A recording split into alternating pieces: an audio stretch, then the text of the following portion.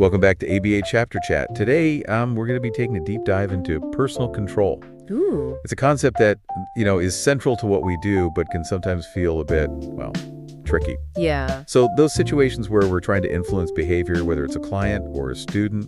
It's true. We encounter these situations every day, and understanding personal control in the context of applied behavior analysis can give us some powerful tools. Okay, so let's get right to it. When we say personal control in ABA, what are we talking about? Basically, it's about how we can influence the behavior of others by understanding and kind of shaping the environmental factors that influence those behaviors. So it's not about like mind control or anything like that. Definitely not. No, it's about how behavior works and using that knowledge to help individuals learn and grow. Our source material breaks down a variety of techniques that are involved in personal control, and some are more effective and ethical than others. Let's dive into those techniques. What's the first one that comes to mind? Well, one technique that's mentioned is physical force, but it's important to emphasize that this is very rarely used in ABA. It has some serious limitations and ethical concerns, but thankfully we have more effective and humane methods. That's reassuring to hear. What are some of those more positive approaches? One common technique is called stimulus manipulation. Think of it like setting the stage for the behavior you want to see. So, for example, a teacher might dim the lights to signal it's quiet reading time, or a parent might place their child's favorite toys within reach to encourage them to clean up. So it's about making the desired behavior more likely by adjusting the environment. Precisely. Okay. And then we have the cornerstone of ABA reinforcement. It's all about strengthening a behavior by making it more likely to happen again in the future. Now, I know we have two types of reinforcement, positive and negative. Can you remind us about the difference? Absolutely. Positive reinforcement involves adding something pleasant or desirable after a behavior, like a child earns a sticker for completing a chore or a student receiving praise for a right answer. These positive consequences increase the likelihood that those behaviors will happen again. That makes sense. What about negative reinforcement? Is that about punishment? That's a really common misconception, actually. While the word negative might sound like punishment, it's really about removing something unpleasant or aversive to strengthen a behavior. Think about a teenager who's doing their homework to avoid getting grounded, or fastening a seatbelt to stop that annoying car alarm. In those cases, the removal of something undesirable reinforces the desired behavior. Okay, that clarifies things. So positive and negative reinforcement both aim to increase a desired behavior, but with different approaches. Exactly. One adds something pleasant, the other removes something unpleasant. And both can be powerful tools when used appropriately. Now, what about punishment? Where does that fit in? Punishment, while it is mentioned in the source material, is generally a last resort in ABA. It involves decreasing the likelihood of a behavior, either by adding something undesirable after the behavior, like a reprimand, or by removing something desirable, like taking away a privilege. However, it's crucial to remember that punishment has limitations. It doesn't teach new skills. It primarily tries to suppress unwanted behaviors, which might not be the most effective long-term strategy. So ABA really emphasizes using reinforcement first, whenever possible. Absolutely. Punishment should only be considered under specific guidelines.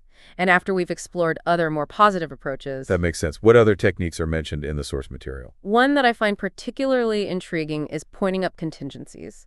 It's about making the connection between a behavior and its consequence crystal clear for the individual. Instead of just giving a child a sticker for completing a chore, you might say, "Wow, you cleaned your room so nicely, you earned a sticker for your chart." This emphasizes the relationship between their action and the positive outcome. So it's not just about the consequence itself, but making sure they understand the cause and effect. You got it. And that understanding can be a really powerful motivator in shaping behavior.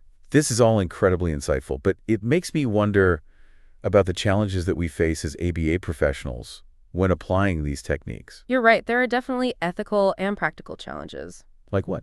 One of the biggest challenges, and really an ethical imperative, is ensuring we have consent.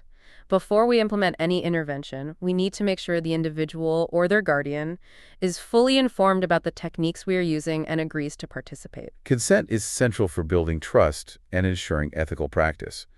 What other challenges might we encounter? Another crucial aspect is tailoring our approach to each individual. Just like no two people are the same, no two interventions will be identical. What works amazingly for one person might be totally ineffective for another. So cookie-cutter solutions are a no-go? Absolutely. We need to understand the individual's needs, strengths, and challenges to develop a truly effective and ethical intervention plan.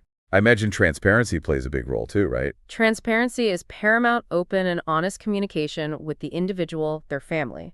And any stakeholders is crucial. Everyone needs to be on the same page about the goals, the techniques, and the progress being made. So ethical practice in personal control involves a balance of knowledge, skill, and compassion.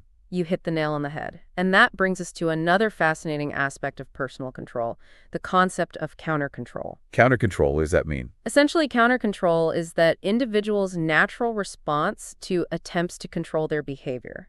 So it's like a pushback against feeling manipulated or having their autonomy restricted. I can see how that could be a challenge for ABA professionals. It definitely can be, but understanding countercontrol is crucial so we can anticipate potential resistance, adapt our strategies, and ultimately build a collaborative relationship. This has been an incredible overview of personal control in ABA. It's a multifaceted topic with powerful potential and important ethical considerations. It certainly is, and while we've covered a lot already, there's still much more to explore. I'm really eager to unpack some of the techniques we touched on earlier. Absolutely. Let's delve deeper into a couple of those. One that really piqued my interest was this whole idea of deprivation and satiation, how those states can actually impact how effective reinforcement is. It's a fascinating dynamic, isn't it? Let's say you're working with a child who just loves stickers, and you're using them as a reward to get them to complete tasks. Now, if the child has like a whole drawer full of stickers, and they can get them anytime they want, offering a sticker as a reinforcer might not have much of an impact. Right, they're already satiated with stickers, so the reward isn't really valuable. Exactly, but if that same child hasn't seen a sticker in like weeks, suddenly the idea of earning one becomes way more enticing. It's all about knowing what's motivating to that individual in that specific moment. Precisely, deprivation and satiation, those are always fluctuating, so ABA professionals really need to be aware of these states when they are designing interventions. This makes me think about how important it is to individualize our approach. What might be super reinforcing for one person could be completely meaningless to another. Absolutely, and that actually brings us to another fascinating aspect of personal control, emotion. Our emotional states play a huge role in how we respond to any attempts to control our behavior. Yeah, think about it. We've all done things that we wouldn't normally do because we were feeling, particularly happy or angry or even stressed. It's true, emotions, they can be really powerful motivators. Now, ethical ABA practice never involves like manipulating someone's emotions, for your own personal gain, but understanding how emotions can influence behavior, that's essential. So it's more about recognizing those emotional states and creating the right environment that will help support those desired behaviors. Exactly. For example, if you are working with a client who is feeling anxious, creating a calm and supportive atmosphere can help reduce their anxiety and make them more receptive to learning new skills. That makes a lot of sense. Now, our source material also briefly mentioned the use of drugs in the context of personal control. It's important to approach this topic with extreme caution. While certain drugs can definitely influence behavior, it's a highly specialized area, and it should only be managed by qualified medical professionals. Okay, so this isn't something that ABA professionals would directly implement. Absolutely not. Our role is to understand how various factors, including medication, might be impacting an individual's behavior, and then to collaborate with other professionals to ensure their well-being. It's all about working together to support the individual holistically. Precisely. Now let's shift gears a bit and go back to the concept of countercontrol. We touched upon it in the last segment. It's such an interesting concept, this idea that we naturally push back against attempts to control our behavior. Think of it as a defense mechanism, It protects our sense of autonomy. When we feel like our freedom is being threatened, we're going to resist in some way. It makes me think of like the classic teenager rebelling against their parents' rules. That's a perfect example. Countercontrol can show up in a lot of different ways, from subtle resistance to, outright defiance.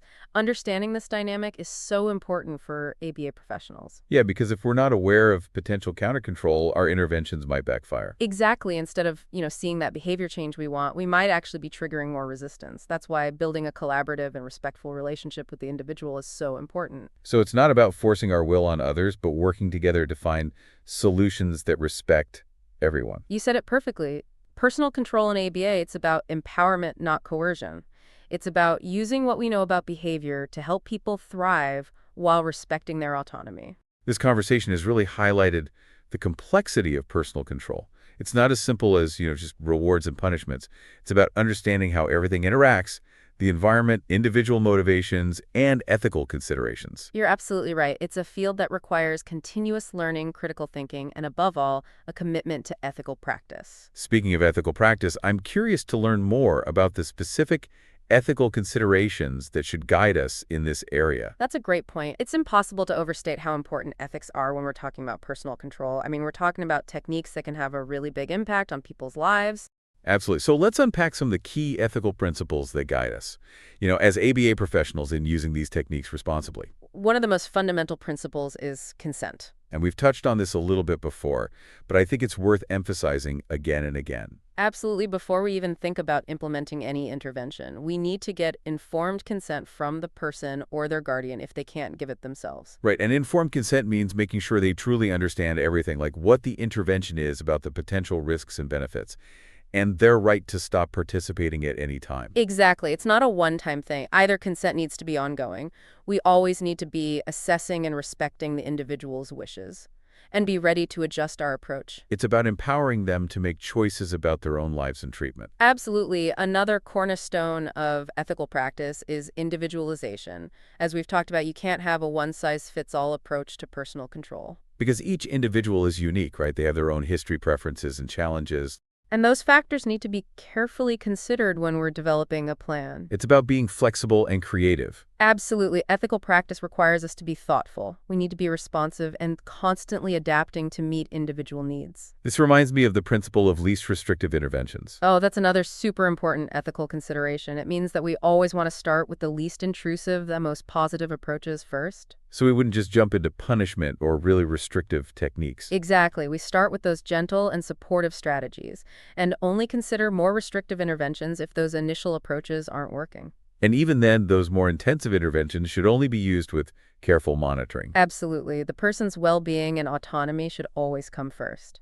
Now let's shift gears a bit and talk about the potential for misuse of these techniques. It's a bit of a sobering thought, that the same principles that we use to help people can also be used to harm them. That's why being aware of ethics is so important. As ABA professionals, we have a responsibility to use our knowledge the right way and to be on the lookout for any potential misuse. So what are some red flags that might signal an ethical violation? A big one is if someone is using these techniques for their own benefit or to have power over someone else. We always have to remember our role is to help people, not to control them. Exactly. Another warning sign is using punishment too much or without a good reason. Or using techniques that haven't been scientifically proven. Exactly. Ethical practice means staying up to date on best practices and being critical of the research we see. And if we're ever unsure about whether something is ethical, it's so important to talk to a supervisor or an ethics board. Absolutely. Asking for help is a good thing. It shows we are committed to doing things the right way. This has been such an eye-opening conversation. It's clear that personal control is a powerful tool, but it comes with some really important ethical responsibilities. Absolutely. It's a field that requires constant reflection, critical thinking, and most importantly, a commitment to doing what's right. We can't just know the techniques. We have to understand the ethics behind them, too. I couldn't agree more. Ethical practice is the foundation of everything we do in ABA.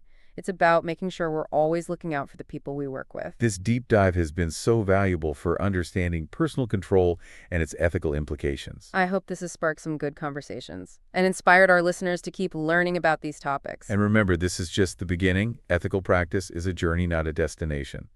We encourage everyone to keep learning, keep questioning, and keep trying to make a positive difference. It's been great exploring this with all of you. Until next time, keep learning and keep growing. And keep those conversations going. We'll see you on the next episode of ABA Chapter Chat.